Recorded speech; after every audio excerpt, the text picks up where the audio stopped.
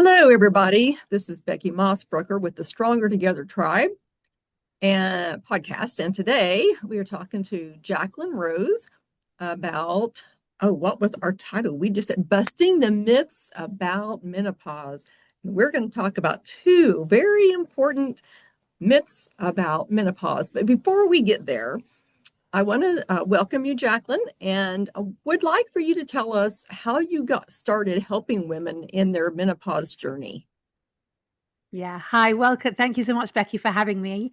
I'm really excited about our conversation. So I began my journey into the women's health space about 12, 13 years ago. I entered it through the world of yoga. I trained in a few yoga modalities, yoga for pregnancy and birth, yoga specifically a modality called yoga for women's health, which puts the woman and her health journey at the center of yoga practice.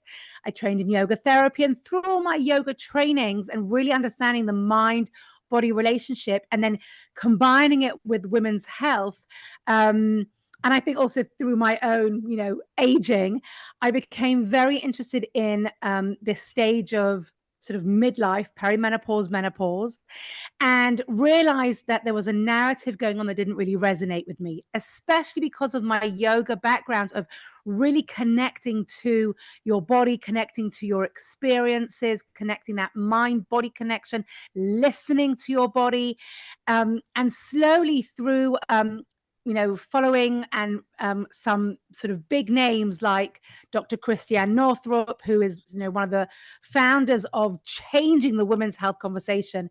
And interestingly, also the actress Jane Fonda, who talks a lot about aging in a very different way.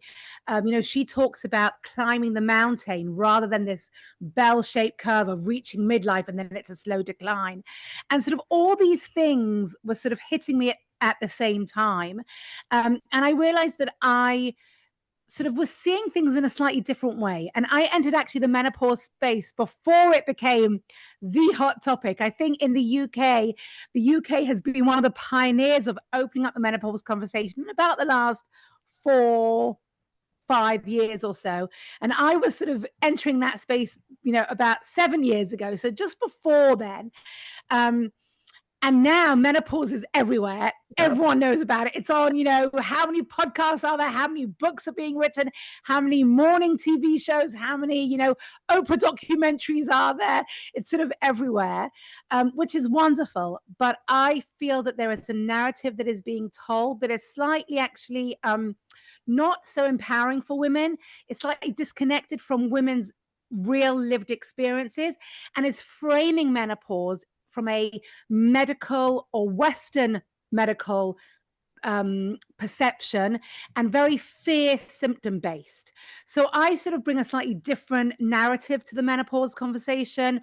Obviously, I bring a more integrative, functional medicine approach to navigating symptoms, really a more profound, deeper understanding of what this menopause experience actually is. I don't believe that it is the universe's sick joke that they're playing on women, that in midlife, women just fall apart. I don't believe that the universe created women just to fall apart in midlife. So I don't really like that narrative. And there's a lot about this that I feel, when we talk about the assumptions of,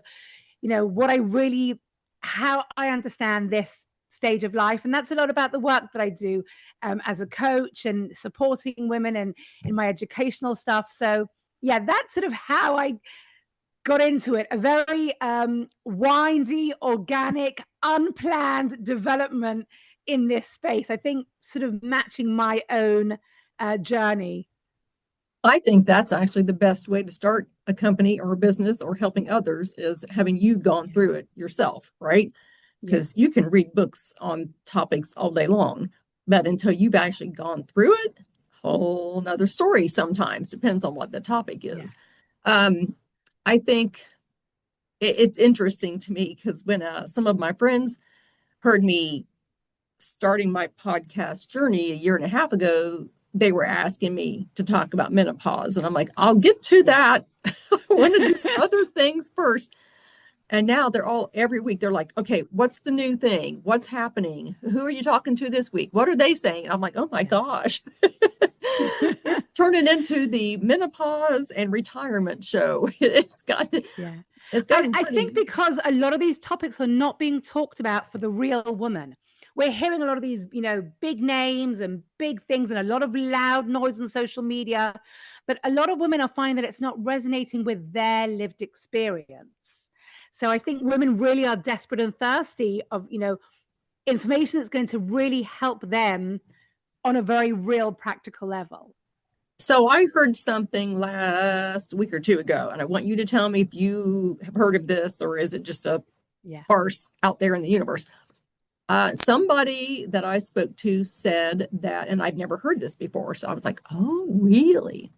That the moon cycle, you should eat certain Yeah. foods during certain moon cycles, that might Yeah. actually help your symptoms. Is that true or is that false? Okay, so let's backtrack 1 second and let's say that a woman's cycle, her menstrual Right. cycle, when she is in her ovulation stage of life, that cycle is very connected to the moon cycle. So we know that women, if they are very in tune and in touch with their bodies, or with, really following and tracking and monitoring, and especially, sort of in more olden times when we were more connected to nature, a woman's cycle absolutely tracks with the moon's monthly cycle. And then as we enter perimenopause and menopause, and we lose that very physical representation of femalehood, our menstrual cycle, and women want to still be connected to their femininity, very often they can carry on mapping their hormones, which is not the same, but they can carry on mapping according to the moon cycle. So there is a lot of power in the relationship between the menstrual cycle, between the sort of feminine energy and the moon cycle. And absolutely, we know that as we navigate through our menstrual cycle, again, this is if you're ovulating, our hormones are at different levels, our energies are at different levels, we show up in slightly different ways. And therefore, the food we eat or the type of way that we want to nourish ourselves changes over the course of those 30 days. And therefore, it absolutely can match with the moon cycle. So I wouldn't necessarily call it, eating according to the moon cycle, but I Okay. would say that our menstrual cycle, our feminine energy, and the moon cycle are all interconnected. I have never heard that in my life, and I'm in my 60s. And I was like, is this lady saying something real or is this totally made up? Right, right, And I'm right, like, yeah, right, let right. me let me ask somebody else who's into that space. So I'm glad that you confirmed she Yeah, was correct. yeah, And that's kind of what we were talking about was the same thing. Your menstrual cycles go with the moon cycles, and then when that's over, then what? And then she's yeah, anyway got onto the food thing. So I'm like, now because I never paid attention to all of that when I had those cycles, I'm like, okay, I'm going to start looking, I'm going to make a chart and I'm going to start watching the moon cycles and see, what kind of yeah, food I could eat that would maybe have me have less symptoms and see if yeah, any of that really works. Sounds like it might. yeah. So I'm excited to try something new in my later stage of life.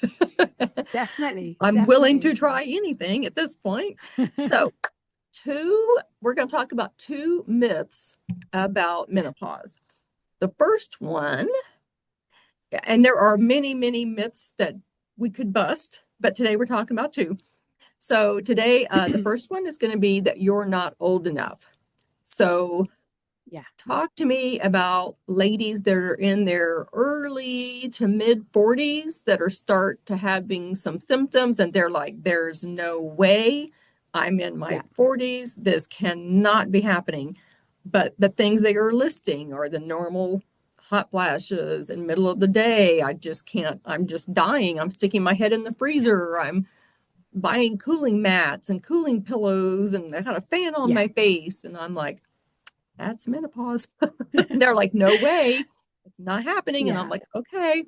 So Can they So let's start early? So let's start at the beginning. Let's try and make some sense out of this. The average age for menopause in Western countries is around 51. Some countries it's 50, 49, 52, but around about 51. So that means, what is menopause? Maybe we should sort of clear up the definition. There you go. The biological definition of menopause is 12 period free months. She needs to be 12 months, and all women should be tracking 12 months without a menstrual bleed. And once you reach that calendar date, pop the champagne, you're in menopause.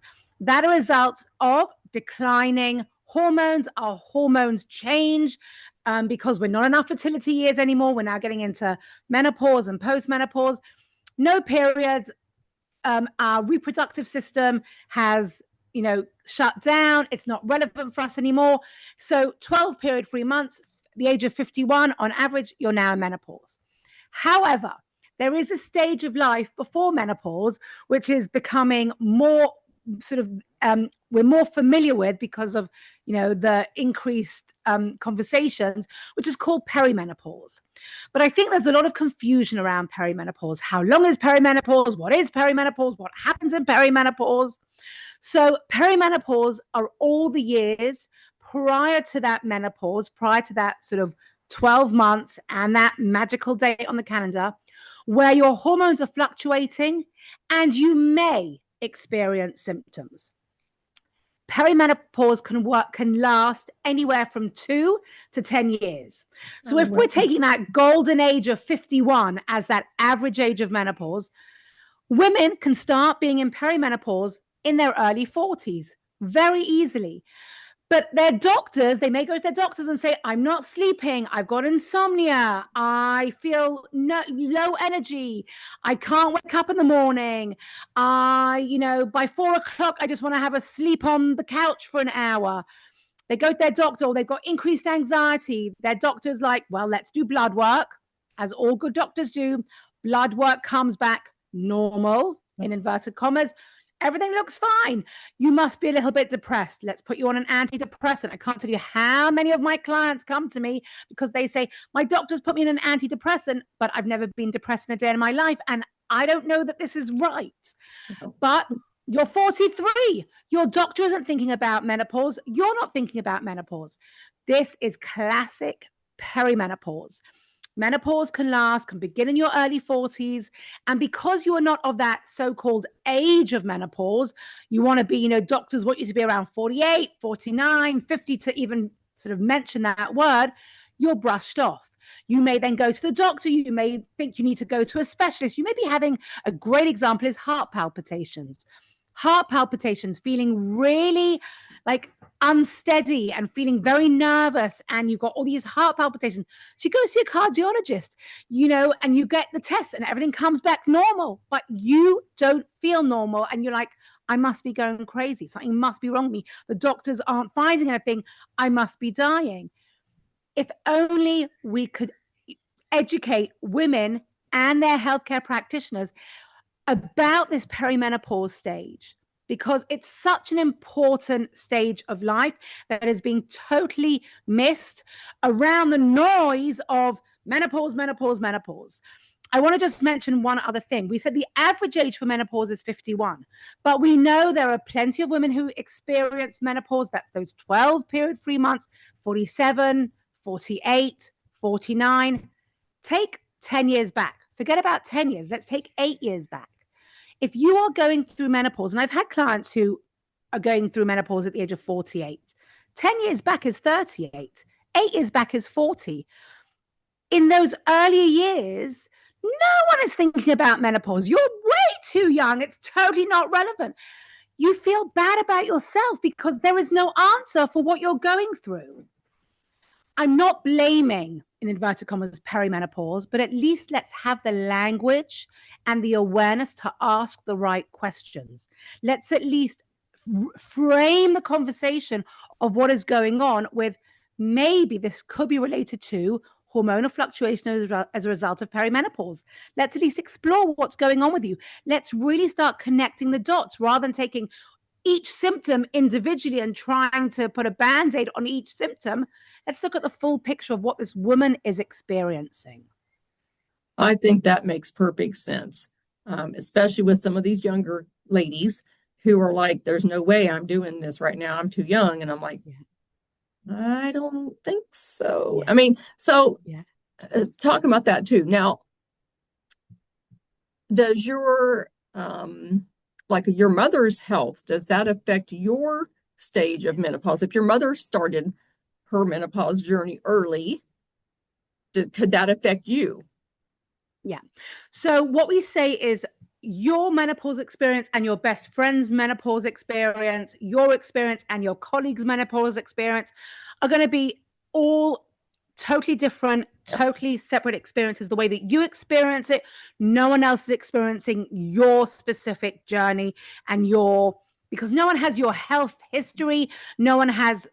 However, they do say that there is a bit of a genetic relationship between mothers and daughters. If your mother had an early menopause, you may be more likely to have an early menopause.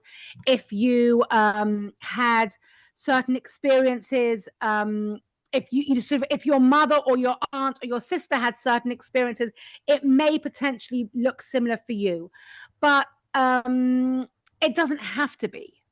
And I know from a lot of my friends, they say, well, my mother had a hysterectomy at the age of 43. So I've got no idea what her Yeah. menopause experience was like. A lot of our mothers, it was more common to just sort of have a full hysterectomy or have a partial hysterectomy. And it's sort of, then they wouldn't necessarily have experienced a typical natural menopause journey. So for some women, it's different. For some women, their mothers aren't alive anymore to ask the questions, and they never asked it earlier because it was a topic you didn't talk about. Yep. So there's a lot going on here to unpack for women, but there may be a sort of a bit of a genetic similarity between your mother's age and your age. I kind of thought so, but I wasn't quite sure. So the second myth that we're going to talk about that you kind of touched on already is um, menopause symptoms are not always just hot flashes, right? Yes. There are so many different symptoms. I purchased a book and I cannot remember who the author is. It's a big yellow book and it says menopause, something about the explanation or something. And like one of the first 5 or 6 pages has a dual column list of Yes. all of the different symptoms I you love could those possibly have. checklists. I love those checklists. Yes, I was like, oh dear God. So Yeah. tell us about the fact that, or explain to us, how could we be in menopause or perimenopause for that matter and not have hot flashes? Because that's the classic symptom, right? Yeah. So, like, what Yeah. other symptoms could we have besides the heart palpitations, which you mentioned, Yeah. that might lead us to think that we're in perimenopause and we don't Yeah. know it because we don't think that that's a classic symptom. So, what would that be? Yeah. So I think this is a really excellent myth that so many women are tied to, and that is, I don't have hot flashes or night sweats. This can't be perimenopause or menopause. Like, obviously, I'm not menopausal because I don't have the hot flashes or the night sweats. I think there maybe are about 5 classic ones that everyone assumes if I don't have them, then it's not perimenopause. So hot flushes and night sweats are definitely 2 of them. Brain fog is definitely one. Maybe weight gain. Women are a bit more familiar that weight gain is related potentially to perimenopause and menopause. And vaginal dryness or low libido. That's sort of another one. And then there are a couple of other ones like sort of insomnia. Women are a bit more familiar with increased anxiety, but it's sort of a very small list of things that they have heard about that are the popular things to talk about. So I say symptoms are common, they are not normal. It's not like if you have strep. If you go to the doctor and you have strep, there is a checklist. You've got fever, check. Your glands, your tonsils are Yep. swollen, check. You need antibiotics, check. You feel weak and achy all over, check. Like, yeah, you got strep. That's the checklist. Take the antibiotics in, 5, 6, 7 days. You'll feel better. Everything will be fine. Take your antibiotics for 10 days. As we say in English, Bob's your uncle. Everything's fine. Go on your merry way. It's not like that for perimenopause and menopause. Now, I know there are checklists out there. There are checklists of 35 symptoms. There are checklists of 50 symptoms. I once heard a lecture by a doctor, a menopause specialist, who said he had calculated 114 What? symptoms. Yes, Dear exactly. Lord. Now, that doesn't mean that you are going to get symptoms. I Right, like to right. say symptoms are not a requirement of you being in perimenopause or menopause. There are many women who go through perimenopause and menopause without any symptoms at all, or with very minor symptoms that do not impact their daily life. They notice it, they feel it, but they're doing a lot of things to support themselves. They're working with me. They know all the sort of strategies and tools and tips to be doing to support themselves. They may not have any symptoms at all. I will tell you, I am blessed not to have brain fog, but there's occasionally when I'm having a conversation with someone and just this word just leaves my brain. It's if I don't even Yep, know what that word is, and it's just disappeared. But yep. that's not a daily occurrence. It's not a 24-hour thing. With me, it happens every so often. So I would say I don't experience brain fog, but occasionally I have a foggy minute when I've lost a word. But there are women who perceive perimenopause and menopause as they only experience it if they have the symptoms, and they are waiting for the symptoms, and they're waiting for this checklist. And yep, let's start checking off all the symptoms. So I think it's really important. Firstly, you can experience perimenopause and menopause without any symptoms at all. You can experience perimenopause and menopause with mild symptoms that don't really impact you. You notice them, but they're not debilitating. And then, yes, there are a percentage of women who do have debilitating symptoms, but symptoms can show up in lots of different ways. It is not compulsory. They are common. It is not normal as part of this experience. And then the question is, so what are the symptoms? What could I maybe anticipate or expect, or what should I be paying attention to if I've noticed that things are changing? So rather than the checklist of all the different, sort of fear mongering symptoms, I like to categorize them: physical symptoms, emotional symptoms, and cognitive symptoms. And yet there are a lot of different things that could be happening because of the hormonal fluctuations. These hormones, estrogen, progesterone, testosterone, they create a lot of knock-on effects on our whole body, on our whole body system. It's not just about them managing and regulating our reproductive cycle. They do lots of things in our body, which is why there is the potential for us to experience it in our body physically, emotionally, cognitively. And yeah, go through the checklist and decide what may be relevant or not relevant for you. But the most important thing is that what women do notice is something is changing.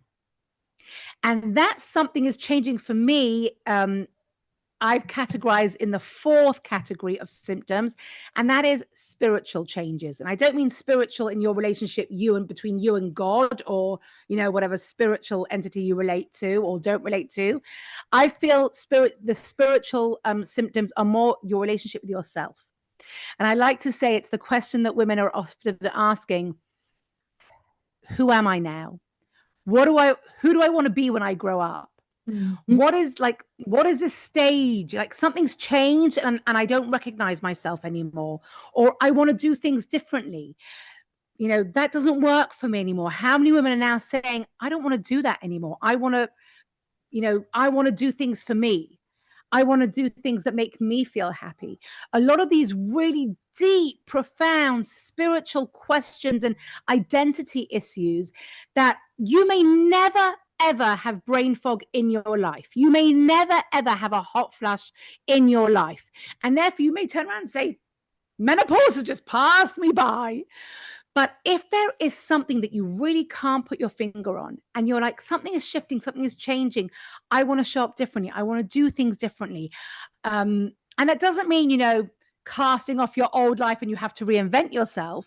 It just means that something is shifting and you're asking yourself. And I think in previous years gone by, we used to maybe call that a midlife crisis. Yeah. We maybe used to cause it, oh, she's gone batshit crazy, something's happened.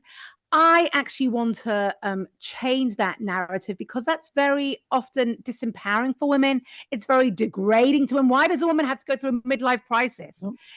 It's redefining what menopause is. It's redefining what this stage of life is here to teach us and what happens next. And for me, that's one of the most important and exciting pieces of this is what happens in postmenopause. Right, because it's not the end of your life, right? So many Exactly. people are like, okay, it's over. I'm like, no, no, no, no. There are so many things you can still do in your 60s and 70s if you're physically able. And if you're not, we'll talk about that. But anyway, there are Yeah. things you can do. Um, Yeah. I, so when friends of mine and other people will contact me on Facebook and they'll be like, well, now what do I do? And I'm like, go see Yeah. someone special, Yeah. not just your doctor.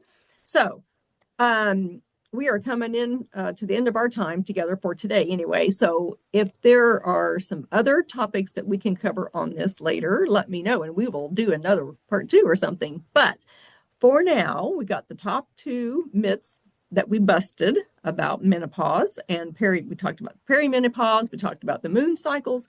How do people reach you so they can get some one-on-one coaching and have you help them walk through this journey? Because it is definitely a journey. It is not a Yeah. one night stand. It goes on for quite a while. And I'm happy to get on the other side of it some point. Yeah. Yeah. My husband and I tried to explain it to him one time about the hot flashes, and he was like, I don't understand. You are so cold natured. And I'm like, all right, Wednesday morning at 2 a.m., put your hand on my stomach and you'll find out. And he was like, Yeah. thought I was kidding. I'm like, Tuesdays, Saturdays, I can guarantee you those are the 2 Yeah. worst days of the week for me. Put your hand Yeah. on my stomach. And he did it one night and he was like, golly, you're on fire. I said, I've tried to tell you that. Yeah. It is Yeah. something you cannot explain to a Yeah. man, men, because they don't understand the heat from your stomach rising up to your head. It just Yeah. doesn't make any Yeah. common sense. So anyway, Yeah. it is a thing. It is very hard to Yeah. explain to a man, but if they can feel your body heat when it's happening, they're just like, Yeah. holy cow, it is real. I'm like, yes, sir, it is. Yeah. Yeah. Yeah. So Yeah. how do ladies reach out to you? So you can find me at Jacqueline Rose Women's Health all over the internet. I'm on all the social media platforms, and my website is Jacqueline Rose Women's Health. So check me out. I'm there. And yeah, my approach is very integrative. It is less about, HRT, which I'm not against. It has its role, but it's more about what you can do for yourself. Identifying why you may be experiencing symptoms and what you can really do to help support yourself, and ask a question. Becky, why is it on Tuesdays and Yeah. Saturdays you have hot flashes? What's actually going on here that only on those 2 days you've got hot flashes? So really getting a bit under the cover, under the sort of the hood of what is going on. Why are you potentially experiencing symptoms, and what can you do about it in a very proactive, curious, integrative way? That sounds awesome. All right, ladies, that is it for today. Anyway, we'll have more later, I'm sure. But that is it for today. So, Jacqueline, thank you so much for being on. I really appreciate it and helping us bust a couple of myths about menopause. And we'll see the rest of you real soon. Let me stop that.